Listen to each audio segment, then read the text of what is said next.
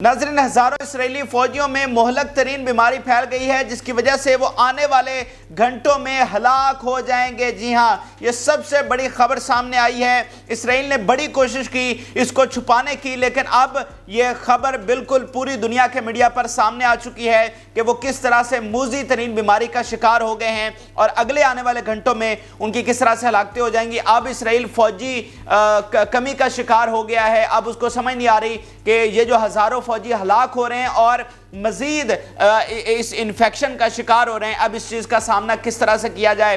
तो जंग में पूरी तरह से इसराइल को इस बीमारी ने आ घेरा है और ये जंग में एक अहम किरदार अदा कर रही है। इसके साथ साथ मुसलसल हमले जारी हैं मज़ामती तहरीक की तरफ से और वहाँ पर भी इनको बहुत ज़्यादा नुकसान उठाना पड़ रहा है। वो तफसीलात भी आपके साथ शेयर करेंगे। और नेतन्याहू के खिलाफ बगावत की आखिरी स्टेज आ गई है, क्योंकि अब पूरी तरह से जो पार्लियामेंट है वो इकट्ठी हो गई है और उसके इस्तीफे का मुतालबा कर दिया और उसको लास्ट चांस दे दिया, अल्टीमेटम दे दिया है कि अभी इस्तीफा दो वगरना हम दूसरे रास्ते जा रहे हैं। तो उस हवाले से भी आपको अपडेट करेंगे। जिन लोगों ने चैनल को सब्सक्राइब नहीं किया वो चैनल को ज़रूर सब्सक्राइब कर लें ताकि हर आने वाली वीडियो आप तक पहुंच सके।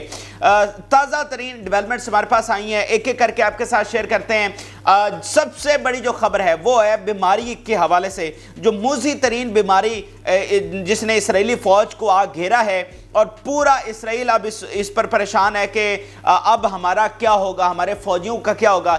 हज़ारों फौजी इससे मुतासर हो चुके हैं और ये बीमारी जो है वो आगे बढ़ती जा रही है। इस बीमारी का जो नाज़रीन नाम बताया गया है वो है शिगरेला बैक्टीरिया इन्फेक्शन। तो ये बहुत ही, ये आप देखिए कि वेरी वेरी डेंजरस डिजीज़ है।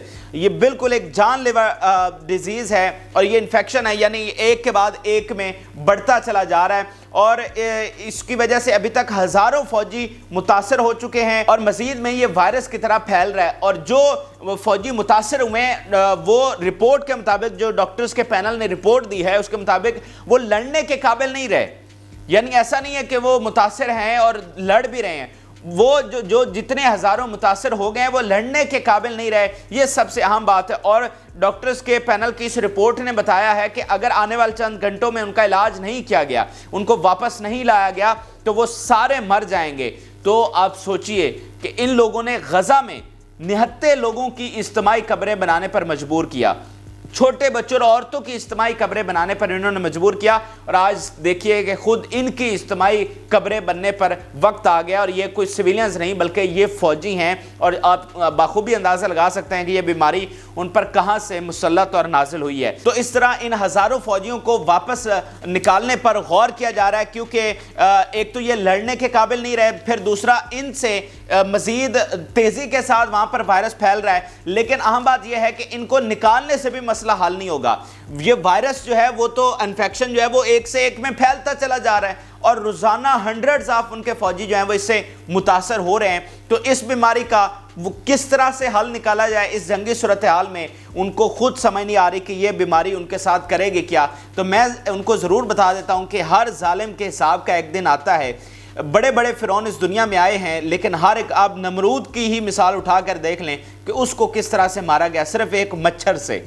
तो हर जालिम के हिसाब का दिन आता है और इस ज़मीन पर तो वैसे ही बड़े फ़िरौन आए हैं और उन फ़िरौनों का जो अंजाम हुआ है वो भी तारीख़ की किताबों में दर्ज है। तो शायद आपका भी हिसाब का दिन आ चुका है। अब इस सारे मामले के साथ इसराइल को फ़ौजियों की कमी का भी सामना है। एक तरफ रिवोल्ट हो चुका है, हज़ारों फ़ौजी लड़ने से इनकार कर चुके हैं, दूसरा इनकी फोर्सेस जो हैं वो पूरी तरह से इंगेज्ड हैं। यानी लेबनान बॉर्डर पर वो अलग हैं, सीरिया के बॉर्डर पर अलग हैं, इधर इलाट वाली साइड पे वो अलग हैं, जॉर्डन और मिस्र की साइड पे अलग हैं और फिर वेस्ट बैंक और गजा में अलग से इंगेज हैं। तो पूरी तरह से उसकी फोर्सेस इंगेज हैं और अब उसको फौजियों की कमी का सामना है। अब इसमें अहम बात यह है कि उसके पास पीछे कुछ रिजर्व फोर्सेस ज़रूर मौजूद हैं, लेकिन अब उसमें अहम तरीन मसला यह है कि जब लाखों की फ़ौज लगा कर भी वो अपने कामयाबी के हदफ हासिल नहीं कर पा रहे, तो वो जो बाकी रिजर्व फौज बची हुई है अगर उसको लेकर आते हैं तो इकॉनमी पूरी तरह से कोलैप्स कर सकती है, क्योंकि खर्चा एक्सपेंस इतना बढ़ जाएगा कि उनकी इकॉनमी पैरालाइज हो जाएगी। और दूसरा सबसे बड़ा खतरा नाज़रीन क्या है कि अगर वो आप रिजर्व भी बुला लेते हैं और वो भी आपका गोल अचीव नहीं कर पाती, देन फिर इसराइल को कौन बचाएगा। یعنی آپ نے جو پیچھے ریزرو میں کچھ فوجی رکھے ہوئے ہیں کہ مزید ایمرجنسی کی صورتحال میں ان کو بلا لیں گے، اگر وہ بھی آ جائیں گے تو پھر پیچھے تو کوئی نہیں بچے گا، تو پھر ان کو ناکامی کے بعد اسرائیل کو بچانے والا کون ہوگا؟ تو اس طرح لڑنے والے جو ہیں وہ ایگزاسٹڈ ہو چکے ہیں، وہ بالکل ایسے مطلب رپورٹ کیا گیا ہے جیسے کہ وہ گھوسٹ کے ساتھ لڑ رہے ہیں، ان کا سامنا کسی بہت ہی طاقتور فوج کے ساتھ ہے جن سے وہ بالکل لڑ نہیں پا رہے، تو ان کے حوصلے پوری طرح سے پست ہو چکے ہیں۔ لڑنے والوں کا یہ حال ہے، اور جو ریزرو ہیں ان کو اس ڈر سے نہیں بلایا جا رہا کہ اگر ان کا بھی یہی حشر ہوا تو پھر اسرائیل کی حفاظت کون کرے گا؟ سارے فوجی تو اس طرح سے ایگزاسٹ ہو چکے ہوں گے اور مارے جا چکے ہوں گے، کوئی بیماریوں کا شکار ہو چکے ہوں گے، تو فریش فورس جو ہے وہ ہم کہاں سے لے کر آئیں گا؟ کون اسرائیل کو بچانے آئے گا؟ تو یہ دو اس وقت سب سے بڑے پرابلم ہیں۔ اس کے علاوہ اب آپ کے سامنے کچھ اٹیکس کی ڈیٹیلز رکھتے ہیں جو ابھی پچھلے چند گھنٹوں میں بڑے حملے مزاحمتی تحریک کی جانب سے کیے گئے ہیں۔ آل دی ایکسز، غزہ کے تمام اطراف پر جو حملے کیے گئے ہیں اس میں آپ دیکھیے کہ bombed enemy gathering at Abu Holi axes, یعنی جو ان کی گیدرنگ تھی جس میں ڈزنز آف فوجی موجود تھے، ان پر بم برسائے گئے۔ پھر آپ دیکھیے کہ Zionist tanks penetrating east of the city, کہ جو ان کے ٹینکس تھے جو کہ پینیٹریٹ اندر کرنے کی کوشش کر رہے تھے خان یونس شہر میں، ان کو جو ہے وہ نشانہ بنایا گیا۔ پھر 2 troops carrier and Zionist tanks with stun devices, یعنی 2 ٹروپ کیریئر اور بہت سارے ٹینکس کو ان ڈیوائسز کے ساتھ نشانہ بنایا گیا، اور ایک ٹروپ کیریئر کا آپ اندازہ یوں لگا لیں گے اس میں کوئی 20 ایک فوجی تو موجود ہوں گے، تو 2 کے آپ کتنے فوجی بنتے ہیں، اور جو ٹینکس انہوں نے اڑائے ہیں تو صرف اس ایک حملے میں انہوں نے کتنا بھاری نقصان ان کو پہنچایا ہے۔ پھر اس کے علاوہ آپ دیکھیں کہ اسرائیلی آرمی کچھ دیر پہلے انہوں نے یہ تسلیم کیا ہے کہ ان کے 2 آفیسرز جو ہیں وہ ہلاک ہوئے ہیں، یہ کچھ دیر پہلے انہوں نے ایڈمٹ کیا۔ اور اس حوالے سے میں آپ کو پھر وہی ایکسپرٹ کی جو اس نے آرٹیکل لکھا تھا بڑا زبردست، اس کی یاد دہانی کروانا چاہتا ہوں۔ اس نے کہا تھا کہ یہ دنیا کی سب سے جھوٹی آرمی اور سب سے جھوٹی قوم ہے، تو یہ جتنے بھی اپنے لاسز تسلیم کرتے ہیں اس کو آپ نے 10 سے ملٹی پلائی کرنا ہے، پھر آپ کے پاس ایگزیکٹ نمبرز آئیں گے، اور یہ جو مخالفین کا نقصان جتنا بتاتے ہیں اس کو 10 سے ڈیوائیڈ کر دینا ہے، تو پھر ایگزیکٹ نقصان ان کا آئے گا، کیونکہ یہ پروپیگنڈا مشین ان کو دنیا میں بولا جاتا ہے۔ یہ سب سے جھوٹی ترین آرمی اور جھوٹی ترین قوم ہے، اسی لیے ان کی کسی بات کا اعتبار نہیں ہے، یہ اپنا نقصان چھپاتے ہیں، اگلوں کا بڑھ کر بتاتے ہیں، اسی لیے اگلوں کے نقصان کو ہم نے 10 پہ تقسیم کرنا ہے، چاہے وہ ان کے خلاف کوئی بھی ہو، اور یہ جو اپنا بتائیں گے اس کو 10 کے ساتھ ضرب دینی ہے۔ اس کے علاوہ آپ دیکھیے کہ are fighters attacked IDF detachment with bombs and machine guns, many Israeli soldiers are dead and injured, تو مشین گنز کے ساتھ اور بم برسا کر ان پر حملہ کیا گیا، اور یہاں پر بھی وہ کہہ رہے ہیں کہ ڈزنز آف ان کے فوجی جو ہیں وہ ہلاک ہوئے ہیں اور بہت سارے جو ہیں وہ انجرڈ ہوئے ہیں۔ اس کے علاوہ دیکھیے کہ ریزسٹنس بمبارڈ اسرائیلی الخرد پوزیشن، تو یہ جو ان کی آرمی کی پوزیشن تھی یہاں پر بھی مزاحمتی تحریک نے بمباری کر کے ان کو بھاری نقصان پہنچایا۔ اب یہ مختلف ایکسس پر جو بڑے آپریشن کیے گئے ہیں ان کی تفصیلات میں آپ کے سامنے رکھ رہا ہوں۔ پھر آپ دیکھیے کہ 3 زائنسٹ وہیکلز ود میزائل الیاسین 105، 3 گاڑیاں۔ اب یہ ناظرین کوئی معمولی آپریشنز نہیں ہو رہے ہیں، ایک آپریشن میں 3 گاڑیاں، 5 ٹینکس، ٹروپ کیریئرز اڑائے جا رہے ہیں، تو یہ بہت ہی غیر معمولی چیز ہے۔ ان کے پاس نہ کوئی فضائیہ ہے، وہ صرف سرنگوں سے آتے ہیں اور انہوں نے حملہ کرنا ہے، ٹھیک ہے، اور آپ کے ٹینکس وہ اڑا رہے ہیں، تو یہ بہادری کی بہت ہی بڑی مثالیں ہیں۔ اس کے علاوہ نہ صرف وہ غزہ کے اندر لڑائی لڑ رہے ہیں بلکہ غزہ کے باہر بھی مسلسل حملے کیے جا رہے ہیں۔ ابھی تھوڑی دیر پہلے جو ان کے جس شہر کو نشانہ بنایا گیا ہے، یہ اب دیکھیے کہ بامڈ راکٹس آن سٹی بیئر شیبا، بیئر شیبا کا جو سٹی ہے اس پر بمباری کی گئی ہے اور ان کی سیٹلمنٹس کو نشانہ بنایا گیا ہے۔ اس کے علاوہ آپ اسرائیلی میڈیا کی زبانی ان کی ناکامی کا منہ بولتا ثبوت دیکھیے۔ If we believe Hamas will retreat backward as the days of fighting progress, this will not happen۔ Retreat ہوتا ہے کہ پیچھے ہٹ جانا ہے، پیچھے دوڑ جانا، تو وہ کہہ رہے ہیں کہ اگر ہم یہ بلیو کر کے یہاں پر بیٹھے ہوئے ہیں کہ حماس پیچھے ہٹے گی تو یہ آپ کی بھول ہے، یہ بے وقوفی ہے، ایسا بالکل نہیں ہونے والا۔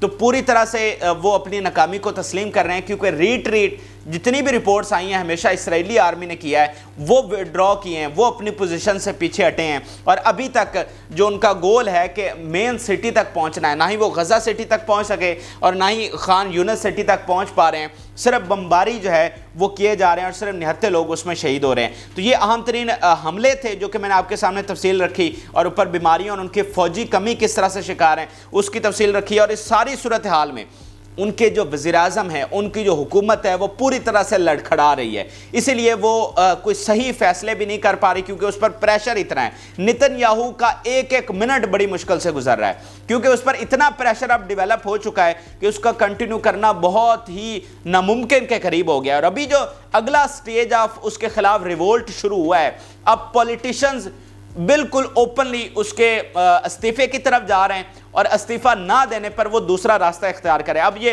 मिनिस्टर का बयान देखिए, I call on that Netanyahu needs to be replaced now, enough is enough, कि अब इसको रिप्लेस कर देना चाहिए नेतन्याहू को, अब इसको मजीद बिल्कुल कायम नहीं रहना चाहिए।